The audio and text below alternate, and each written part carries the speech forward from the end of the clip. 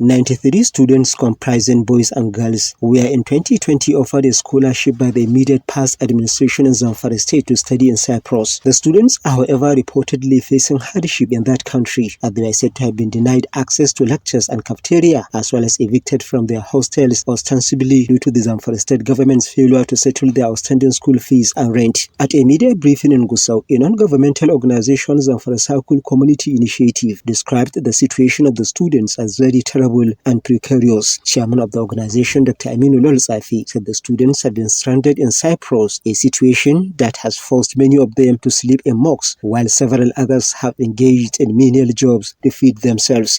The students are under the risk of exploitation by employers due to lack of legal documentation. Their visas and passports have expired. To live in a foreign country without legal documentation puts them at the risk of imprisonment and deportation.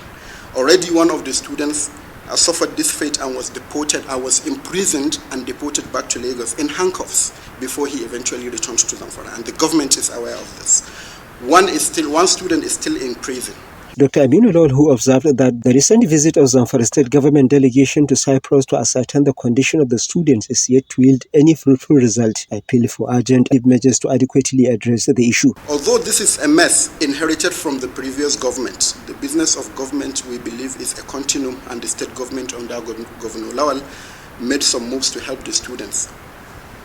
But it is clearly dragging its feet in alleviating the students' suffering.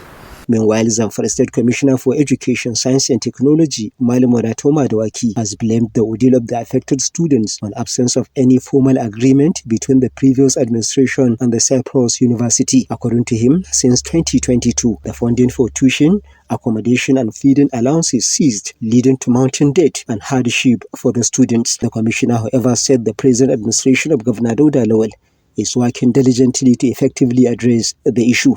The process has reached advanced stage for the payment of the following for our Cyprus students: 1 year accommodation fees, 2 6-month feeding allowance for the students, 3 renewal of their passports, 4 renewal of their resident permits, which is being handled by our diplomatic staff there at the diplomatic office in Ankara, Turkey. In Gusau, Jamilu Ibrahim, NTA News.